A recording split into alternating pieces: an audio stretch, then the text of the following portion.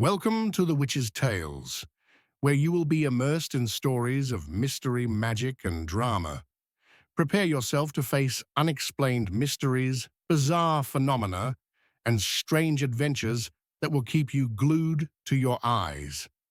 With a captivating voice, we will take you into the world of thrilling stories, where truth and legend collide, making you wonder if everything is really just fiction. Unseen Eyes in the Forest. Given the length of the script you've provided, I will break it down into a rewritten version that's natural and conversational, in line with the style of YouTube long-form videos.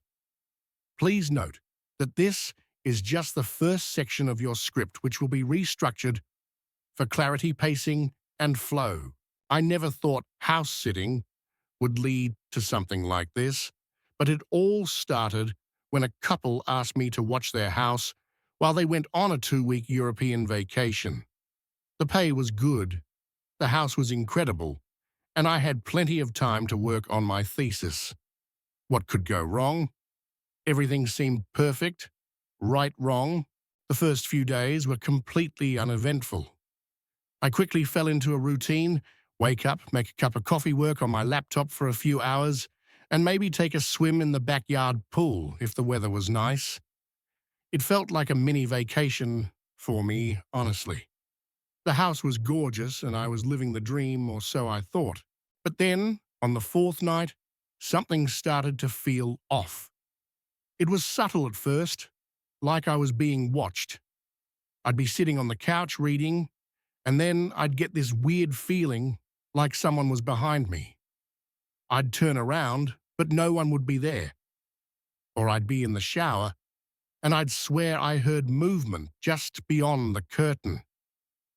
I told myself it was just the isolation getting to me. I was alone in a strange house, so of course I'd feel a little jumpy. But the feeling only got stronger with each passing day. That's when I found the first camera. I was dusting off the mantel when I noticed something strange about one of the family photos. The frame seemed a little thicker than the others. Curious, I picked it up. And that's when I saw it. A tiny lens, barely noticeable, nestled in the corner of the frame. My blood ran cold. That was when everything clicked into place. The odd feeling, the paranoia, it all made sense now. Someone had been watching me. I quickly began searching the house, tearing through rooms one by one. In the next hour, I found 6 more cameras. They were everywhere, hidden in the living room, kitchen, even my bedroom and the bathroom. Someone had gone to great lengths to monitor every inch of the house. But why? And more importantly, who? I considered calling the police, but then I realized how ridiculous it might sound. I'd be telling them that I'd found hidden cameras in a house I was supposed to be watching. For all I knew, the homeowners had installed them for security. But no, these cameras were too well hidden for that. I needed more information before involving anyone. I needed to figure out who was behind this. So I spent the next day pretending everything was normal, all while planning my next move. I went about my usual routine, trying to act like nothing was wrong, while quietly taking note of everything I'd found so far. Most of the cameras appeared to be wireless, which meant they were likely broadcasting to a receiver nearby. If I could find that receiver, I might be able to track down who was watching me. That night, I put my plan into action. I turned on every TV and radio in the house and cranked up the volume. I knew the noise would mask any sounds I made and hopefully keep my intentions hidden from whoever was watching. I began searching every room of the house, starting with the basement. But there was nothing. I moved to the first floor. Still nothing. By the time I reached the second floor, I was starting to lose hope, and then I saw it. The attic access panel in the hallway ceiling was slightly ajar. It was barely noticeable, but I was looking for something, anything that might lead me to the person behind all of this. My heart raced as I pulled down the folding ladder. Each creak of the old wood sent a jolt of adrenaline through me. What would I find? Would someone be waiting for me? I climbed up slowly, the dark attic, looming ahead. The musty air smelled of old furniture and forgotten memories. But then I saw something that made my heart skip a beat. A faint blue glow. It was coming from the far corner of the attic. I crept toward it, and that's when I saw the surveillance hub. There, sitting in the corner, was a laptop connected to a series of small monitors. Each screen showed a different room of the house. I was on one of them, standing there in the attic, illuminated by the eerie glow of the monitors. I'd found the nerve center of the operation, but now I had to figure out who was behind it all. The laptop was password protected, of course. I'm no hacker, but I knew enough to check the browser history. Most of it had been cleared, but there were a few entries left. My blood ran cold when I saw what they were. Multiple searches for my name, social media, profiles, university records. Whoever was behind this wasn't just watching the house, they were watching me. Specifically, just then, I heard a car door slam outside. Panic gripped me. I scrambled to the attic window and peeked out. A dark figure was approaching the house. I needed to get out now. I rushed down the attic ladder, not caring about the noise I made. My only thought was escape. I grabbed my phone and wallet and sprinted for the stairs. That's when I heard the front door open. My heart stopped. Heavy footsteps echoed from below. They knew I was there. I froze, every muscle tense. The back door was locked, and there was no way I'd make it out in time. I was trapped on the second floor. The footsteps began to climb the stairs. In a panic, I ducked into the master bedroom and locked the door. It wouldn't hold them for long, but maybe it would buy me enough time to think. I could hear them outside trying doors. It was only a matter of time before they reached me. The window. That was my only chance. I ran to the window and threw it open. The cool night air hit my face as I looked down. It was a long drop to the backyard, but there was a sloped section of roof just below. If I could slide down, that I might be able to make it to the pool without breaking my neck. Then there was a loud thud as someone slammed against the bedroom door. No time left. I climbed out onto the windowsill and with a deep breath, let myself fall. The roof tiles were rough against my skin as I slid down desperately, trying to control my descent. I hit the gutter hard, flipping over the edge and plummeting the last few feet into the pool. The shock of the cold water drove the air from my lungs, but I didn't stop. I swam to the edge and hauled myself out, gasping for breath. Shouting came from inside the house. They knew I'd escaped. Soaking wet and shivering, I ran for the back fence. I managed to scramble over it just as the back door burst open, flashlight beams cutting through the darkness behind me. I ran faster than I ever had in my life, through backyards, down alleyways, across streets. I had no destination in mind, just an overwhelming need to put as much distance as possible between me and that house. Eventually, I found myself in a 24-hour diner on the edge of town. I was drenched, disheveled, and out of breath. The waitress gave me a concerned look as I stumbled in. "Are you okay?" she asked, already reaching for the phone. "I need to call the police." I managed to say, my voice hoarse. Towards me, cutting off my lane, forcing me to slam on the brakes to avoid a collision. My heart was racing, and panic surged through me as I swerved to the right, narrowly missing the guardrail. I couldn't believe what was happening. I glanced back in the rearview mirror, hoping they'd just pass by, but instead, the group of motorcycles had now split into two, with one rider still behind me and the others blocking off the road ahead. I could feel the grip tightening around my chest, like something was about to snap. They weren't just riding, they were hunting. The rider who had swerved in front of me gave me a smug, almost predatory look through his visor, and my gut twisted into knots. This wasn't just a random encounter. These people were intentionally targeting me. The road ahead was narrowing as the motorcycles continued to crowd me. I couldn't get enough speed to pass them, and my hands gripped the wheel so tightly my knuckles were white. I glanced at the side roads, hoping for an escape, but there was nothing, just endless fields of nothing but darkness and the occasional house far off in the distance. Suddenly, one of the riders behind me revved his engine loudly, and I felt my pulse spike. I checked my mirrors again to see them closing in the sound of their engines growing louder. A wave of dread washed over me. I needed to get out of this, but my options were limited.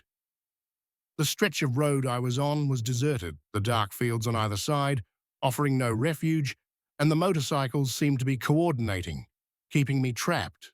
I floored the accelerator, hoping to gain some distance, but it was no use. The rider ahead of me matched my speed, and the others followed suit. The group was closing in, and there was nowhere for me to turn. Every instinct told me to speed up to outrun them, but deep down, I knew I had to think, not react, impulsively. They wanted me to panic. They wanted me to make a mistake. Then, as if reading my mind, one of the riders pulled up beside me again, this time dangerously close. His helmeted face was an unreadable mask, but there was something about the way he moved, slow, deliberate, like he was savoring every moment. I could feel the menace radiating from him. My mind raced for a plan, but the words that escaped my lips were just a whisper to myself. What do they want from me? Just as the rider seemed poised to make another move, I had a sudden, desperate idea. I slammed the brakes, throwing the car into a hard U-turn. My tires screeched, the screeching sound almost deafening over the noise of the engines behind me. I could see the flash of headlights in my rearview mirror, but I didn't dare look back. I just prayed that my sudden maneuver had thrown them off enough for me to get some distance. For a few moments, it seemed like I had. But the motorcycles weren't as far behind as I hoped. They were back on me, closing the gap once more. The feeling of being hunted intensified. Every twist of the road, every curve, every pothole, none of it gave me a break. These riders weren't just following. They were anticipating my every move, pushing me farther into a corner. In my rearview mirror, I saw the rider who had been tailing me surge forward, his headlights now blinding in the mirror. My pulse thudded in my temples, and I barely had time to register what was happening before the rider made his move. He swerved hard to the left, and then right, cutting off my path. I slammed the brakes, swerving onto the shoulder, but the tires lost traction in the gravel, and my car slid dangerously towards a ditch. The panic surged again. This was it. I had to get out. I threw the car into park, yanked open the door, and jumped out stumbling as I landed in the dirt. The gravel crunched beneath my feet as I ran, not looking back, not even daring to check. The only thing I knew was that I had to run faster than I ever had before. I could hear the revving of the motorcycles behind me.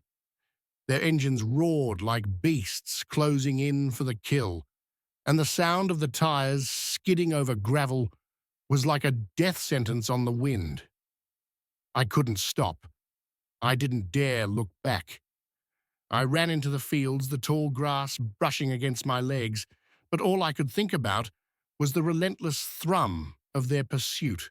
I ran for what felt like hours, but I had no idea where I was heading. My chest burned with each breath my legs were giving out from beneath me, and the adrenaline that had kept me going was starting to wane.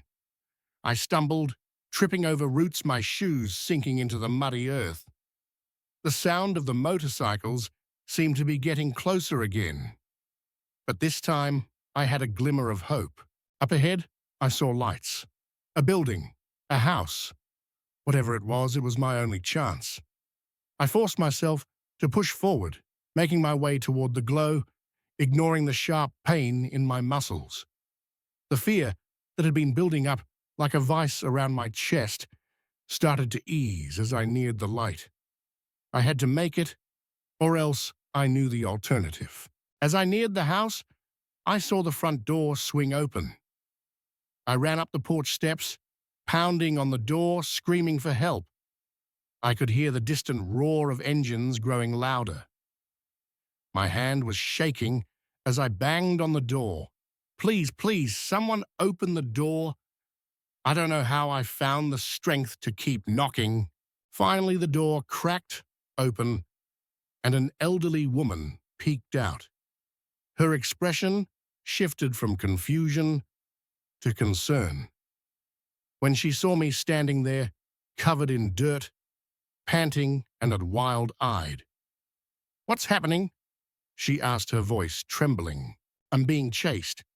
Please, I need help," I said, almost crying. The woman stepped back, opening the door wider. Come in," she said urgently, pulling me inside.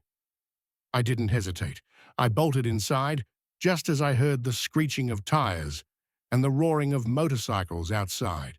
The woman locked the door behind me, her hands trembling as she looked out the window. The sound of the engines was growing louder. "Who are they?"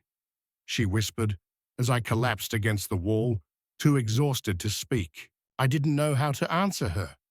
I didn't know who they were, what they wanted, or how far they were willing to go. All I knew was that I had run, and that for now I had escaped. The night was still far from over, but in that moment I had found shelter. The question was, how long before they found me again? And when they did, would I be ready? Glowing now, an eerie shade of pale blue, reflecting the kitchen lights, in a way that seemed unnatural. They stood there motionless, staring at me with those wide, unblinking eyes. The air in the room grew thick, heavy, with a sense of dread that made it hard to breathe. "Come play with us, Sarah." Emma said, her voice no longer childlike, but deep and hollow, like it was coming from somewhere far, far away. The words sent a shiver down my spine. I had to get out. There was no doubt in my mind. Now something was terribly wrong. My heart hammered in my chest as I backed toward the front door, desperately trying to turn the handle. But it wouldn't budge. The giggling continued, soft and mocking, echoing from the kitchen, and I could hear the creak of floorboards as they moved closer. It wasn't them, it couldn't be. These were not the same children I had spent time with just hours ago. Suddenly, Tyler's voice rang out, his tone low and almost raspy. "You can't leave, Sarah. We've been waiting for you." The words sent a chill down my spine. My eyes darted toward the staircase, where I saw shadows, shifting dark shapes, moving just beyond the reach of the light. The children had always been a little odd at times, but this was beyond anything I had imagined. I needed to think. I needed to get out. But I couldn't do it alone. I had to keep calm, stay rational, and not let fear take over. I grabbed the nearest object, which happened to be a heavy candle holder, and gripped it tightly in my hands. My mind raced for a plan, but all I could think about was the door. I had to get outside to somewhere, anywhere that wasn't here. I turned back, pulling with all my strength, but still the door wouldn't open. Just then, Tyler moved toward me, his smile growing wider, and his body seemed to twitch unnaturally. His head tilted at an impossible angle, like something in his neck had snapped. "It's time to play Sarah," he crooned, his voice barely recognizable. The room felt colder, and the shadows seemed to stretch longer, like they were reaching out to swallow me whole. I swung the candle holder at him more out of instinct than actual thought, but my aim was off, and the heavy object barely grazed his arm. But it was enough to make him step back, and I took that moment to make a break for it. I ran stumbling toward the back door, now praying that it wasn't locked. I grabbed the doorknob, and for the first time that night, it turned freely. I threw the door open, and the cool night air hit me like a breath of fresh air, but it did little to ease the suffocating feeling in my chest. I glanced back once, and I saw Emma and Tyler standing in the doorway, still staring at me with those glowing eyes. "Come back." Sarah Emma's voice echoed a twisted, almost sing-song tone. "We'll play forever." I didn't stop to listen. I ran. I ran as fast as I could, my heart pounding in my ears, my legs screaming in protest.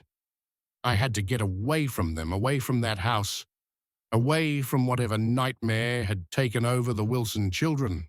The trees outside were dark shapes against the night sky, and I barely noticed the rough terrain as I made my way through the yard and into the woods beyond. My feet hurt. My breath came in ragged gasps, but I didn't stop. I couldn't stop. In the distance, I thought I saw headlights, and my hope surged. A car, a road, someone who could help. But as I stumbled toward the lights, I realized they weren't coming closer. They were moving away. The illusion shattered, and a panic washed over me. There was no one out here. I was completely alone. Behind me, the giggling started again. Louder this time, more distorted. It echoed in the trees, bouncing off the trunks like a chorus of madness. I couldn't tell if they were still following me or if it was just my mind playing tricks. But the sound was unmistakable. Emma and Tyler were out there, and they were getting closer. I stumbled forward, barely able to keep my feet under me. It was then that I realized, as if a weight had lifted from my mind, that the forest wasn't just dark, it was suffocating. The trees seemed to close in around me, their twisted branches reaching out like hands, grabbing at my clothes, scratching at my skin. I had no idea how deep I had gone or how much further I could go. But the sounds behind me were getting louder, closer, and I knew I couldn't outrun them forever. I needed help. I needed someone to come. Anyone. I stopped for a moment, my lungs burning, my body trembling. The giggling was almost deafening now, and I could hear the soft patter of footsteps moving steadily, relentlessly behind me. I had to find my way out. There had to be a road, a house, someone who could help me. And then, through the blur of my panic, I saw it, a faint light. The flicker of a porch light in the distance. I moved toward it with all the strength I could muster, my mind desperate to believe that there was an escape, that I hadn't wandered too far off course. As I drew closer, the light grew brighter, and I heard a voice, faint at first, then clearer. "Sarah, Sarah, is that you?" I didn't stop. I couldn't.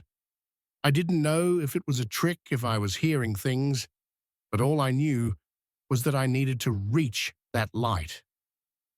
The giggling behind me stopped. The footsteps stopped. Everything stopped. And for a moment, I thought maybe I had finally escaped. But as I reached the edge of the light, I froze. The figure standing in the doorway wasn't a person. It was Emma and Tyler, their eyes glowing bright in the darkness, staring at me with that twisted, unnatural smile. "Come play with us, Sarah," they said, in unison, their voices impossibly deep. The door slammed shut, and the world went black. Much. Since that night, everything about my life has changed. The things I once thought were just background noise, mundane daily occurrences, have now become sinister. Every knock at the door, every phone call, every shadow in the corner of my vision could be them watching, waiting for the right moment to silence me. I don't sleep well anymore. My nights are filled with dread, thinking of what I saw, of the crates full of weapons, the men who came and went with such precision, and the shadowy figures whose voices I'll never forget. It feels like the entire world is running on a machine I can't comprehend, and I've accidentally stuck my hand into the gears. I never wanted to be part of that world. I just wanted a job, a normal life. But now I know too much, and there's no going back. Sometimes when I look out the window or hear a car drive by, I wonder if they're out there searching for me, if they'll come for me to finish what they started that night. Every time I go out, I feel like I'm under the microscope, and the thought that someone powerful could be watching, pulling strings, just waiting for me to make a mistake, it's suffocating. I left the airport. I left my old life. But no matter how much I try to erase what I've seen, it's always there, lurking just beneath the surface. So I keep moving, keep changing, trying to stay one step ahead. And I won't stop running until I know I'm safe, because I know the truth. Now, sometimes the monsters aren't the ones hiding under your bed. They're the ones you can't even see, the ones in the shadows waiting to pounce. Real. This couldn't be happening. The music, the flashing lights, the people, all of it seemed so far away now, as though I had stepped into another world entirely. My breath quickened, and panic surged through me as I struggled against the man holding me. I could feel his grip tightening, cutting off my air, making me dizzy. "Shh," Tom whispered in my ear, his voice now a cold mockery of the kindness it once held. "It's going to be okay, Sarah. Just relax. Relax. Relax." How could I possibly relax when I was being dragged into the woods by 3 strangers, none of whom looked like they had any good intentions? I fought harder, my heart pounding in my chest, but the man behind me was too strong. I kicked my legs wildly, trying to land a blow, but he just laughed, the sound hollow and cruel. Tom let go of my hand, and I turned to face him, hoping to plead, to reason with him, but when I looked into his eyes, I saw nothing but cold indifference. He wasn't the friendly guy I thought I'd met in the crowd. He was a predator, and I was his prey. One of the men behind me shoved me forward, and I stumbled, nearly falling. I glanced around desperately, looking for anyone, anything that could help me, but we were far from the crowd now. No one would hear me scream. "Don't struggle," Tom said, grabbing my arm and forcing me to walk faster. "You won't enjoy this if you make a scene." I wanted to scream. I wanted to run. But my mind was racing with possibilities, none of them good. I had no choice but to follow, hoping, against hope, that somehow I could break free. As we walked deeper into the shadows, I thought of my friends Jess and Mike. Were they looking for me? Were they worried? But the more I thought about them, the more distant the memory became, as though they were already a lifetime away. We reached a small clearing and the men pushed me forward, making me stand in the center of it. The last thing I wanted was to be here, but I had no power, no control. The man who had been holding me spoke. "Now, Tom, what do we do with her?" Tom smiled, but it wasn't the smile of the guy I had met earlier. This one was sinister, predatory. "We have a little fun," he said, his voice almost playful. I had no idea what was coming next, but I knew it wasn't going to be good. My body was trembling, and every part of me screamed to escape, but I had no strength left.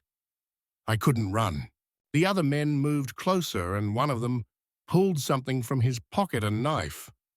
My stomach dropped. They weren't here to play nice. They were here to hurt me.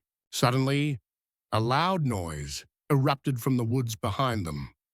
A car engine revved, and headlights pierced through the trees, flooding the clearing with light. The men froze their eyes, shifting to the car in confusion. The figure driving the vehicle didn't seem to be stopping. I didn't wait to see who it was. In that instant of distraction, I broke free, running as fast as I could, ignoring the sharp pain in my side. My legs were weak, my body exhausted, but I couldn't stop. I had to keep running. I didn't dare look back, but I could hear the men shouting behind me. My breath was coming in ragged gasps as I stumbled through the underbrush, my mind reeling from the terror I had just experienced. And then, as if by some miracle, the car's headlights flashed again, closer this time. A loud screech of tires echoed in the night, and the sound of doors slamming open told me someone was coming to help. I ran toward the car, and just as I reached it, I saw a figure stepping out. Someone I didn't recognize. But I didn't care. "Get in!" the person shouted, and without hesitation, I threw myself into the car, slamming the door shut behind me. The car sped off, and I could hear the men in the distance, but they were no longer close. I was safe. For now. The figure driving didn't speak for a long time, but when they did, it was with an urgency that sent chills down my spine. "They were after you, weren't they?" I nodded, my voice barely a whisper. "Who were they? Why were they after me?" The driver didn't answer right away, just kept their eyes on the road.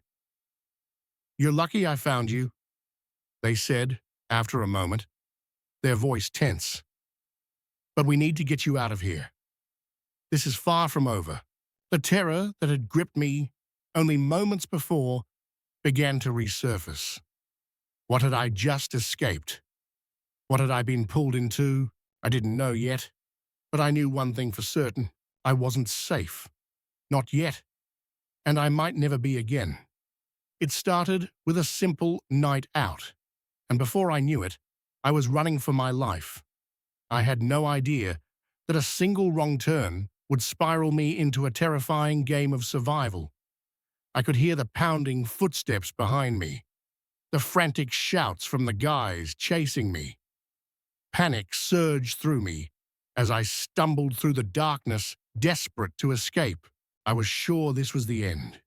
If they got me in that van, parked just off the trail, I wouldn't get out. But I couldn't let it happen. I had to do something, anything. In sheer desperation, I went limp, letting my body go dead weight. The guy holding me stumbled, thrown off by the sudden resistance. Just like that, his grip weakened enough for me to break free. My heart pounded in my chest as I sprinted faster than I'd ever run before. My breath came in sharp gasps, my legs burning as I pushed myself forward. The sound of my pursuer's feet hitting the ground only made me run harder, faster. Then, like a beacon of hope, I broke through the tree line. The noise, the lights, the crowd, everything flooded my senses like a wave. Relief. I was almost there. Help! Somebody help me! I screamed at the top of my lungs, rushing toward the nearest group of festival goers. The security guard saw me, his eyes widening at the sight of the terror on my face. Without hesitation, he reached for his radio, taking immediate action. I collapsed into his arms, breathless, my body shaking from the adrenaline. I couldn't get the words out, but he understood.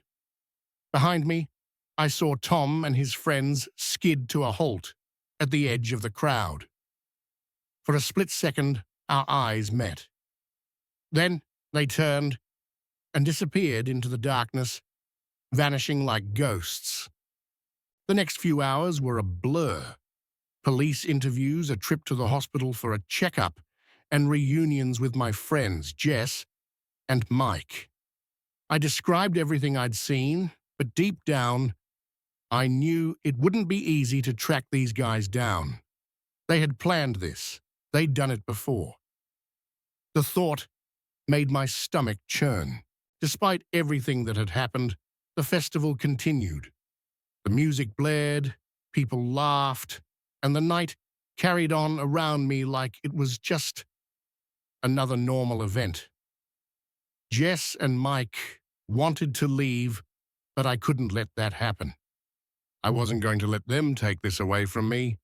Not this experience, not my freedom, so I stayed. For the rest of the weekend, I stayed close to my friends, jumping at every shadow and scrutinizing every unfamiliar face in the crowd. I kept thinking I saw Tom, kept feeling the sensation of phantom hands grabbing at me. But slowly as the hours passed and the music played on, I started to feel something shift inside me. Strength. Resilience. I had faced the worst and survived. I had fought back. I had escaped. On the final night of the festival, as the last act took the stage, I stood with Jess and Mike, our arms around each other. The music swelled around us, and I felt tears in my eyes, not from fear or sadness, but from a deep sense of relief, gratitude, and determination. I knew that the road ahead wouldn't be easy. There would be nightmares, therapy sessions, and days when the fear would threaten to consume me. But in that moment, surrounded by thousands of strangers, united by the power of music, I made a promise to myself I wasn't going to let this experience break me. I wasn't going to let Tom or men like him win. As the last notes faded and the crowd erupted in cheers, I cheered too, not just for the music, but for myself, for my strength, for my survival, for my future.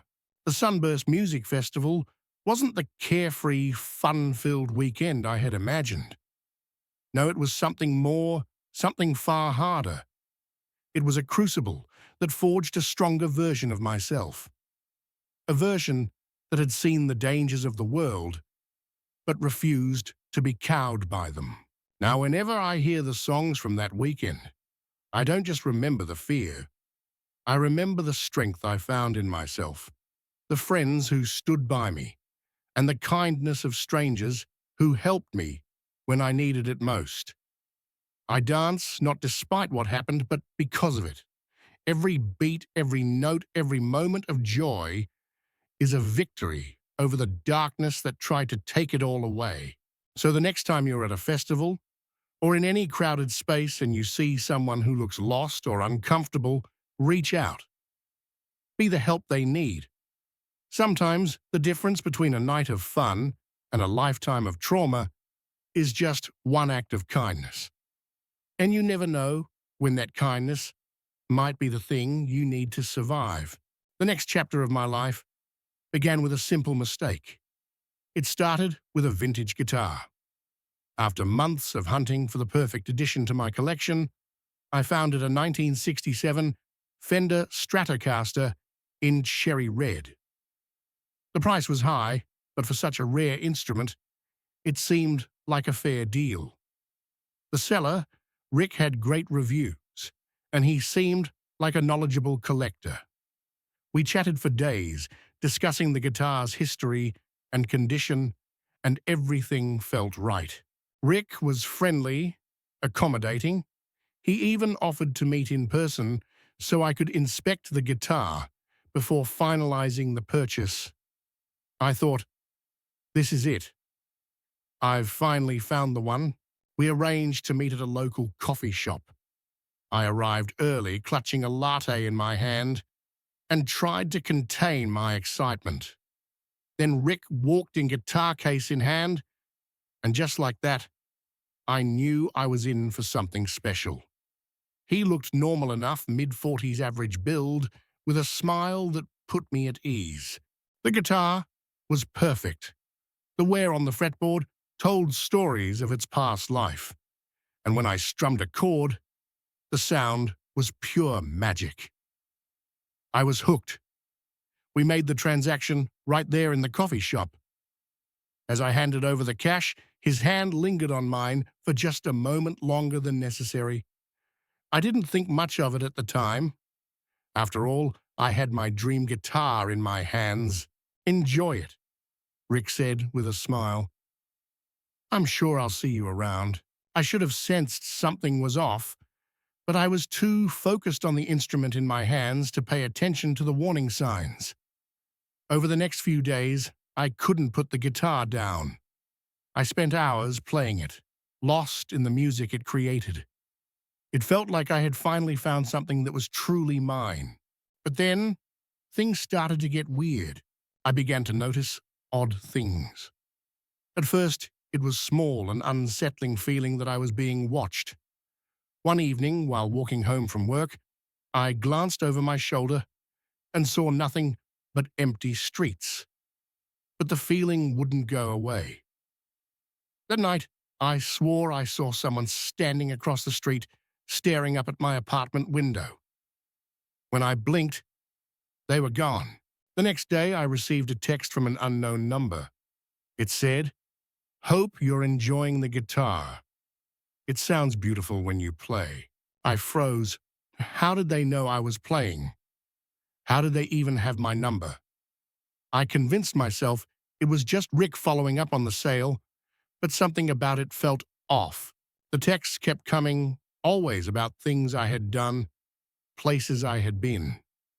I started noticing the same car, parked on my street, day after day.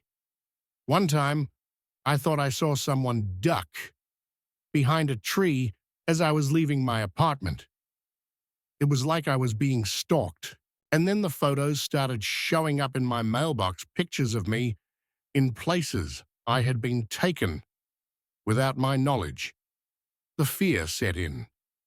I wasn't just paranoid. Someone was watching me. I went to the police, but they couldn't do much without concrete evidence. All I could do was document the incidents and try to stay safe. But that night, it all came to a head. I heard a noise outside my bedroom window, a soft scraping sound, like someone trying to jimmy the lock. I called 911, my heart racing. The police arrived within minutes, and when I looked outside, the street was empty except for the police car. On my windowsill, though, was a single red guitar pick. The officer took my statement, dusted for prints, and promised to increase patrols in the area. But I knew that wasn't enough. Whoever was doing this wasn't going to be scared off that easily. And that's when I decided to confront Rick. Something told me he was the source of all this. He was the only person connected to all of it. We arranged to meet at the same coffee shop again. When I saw him, that same friendly smile was there, but now it seemed sinister. "I know it's you," I said, trying to steady my voice. "The texts, the photos, everything. Why are you doing this?" Rick's smile didn't falter. "I'm afraid I don't know what you're talking about," he said, his voice dripping with false concern. "Are you feeling all right?" I didn't back down. "Don't play dumb. I'll go to the police." Oh, Rick interrupted, his voice hard now. Tell them the man who sold you a guitar is stalking you without proof. Be careful with accusations like that. They can get a person in trouble. The threat was clear, but I left the coffee shop anyway. I knew Rick was behind it, but what could I do? He had already made it clear that he wasn't scared of anyone. That night, everything changed. I couldn't sleep, every sound around me making me jump. Then around 2 a.m., I heard a key turning in my front door. Panic flooded through me. I grabbed my phone, ready to call 911, and looked around for anything to defend myself. The guitar was leaning against the wall. I grabbed it, ready to fight. The door opened slowly, and I could hear Rick's voice from the darkness. I told you I'd be seeing you around.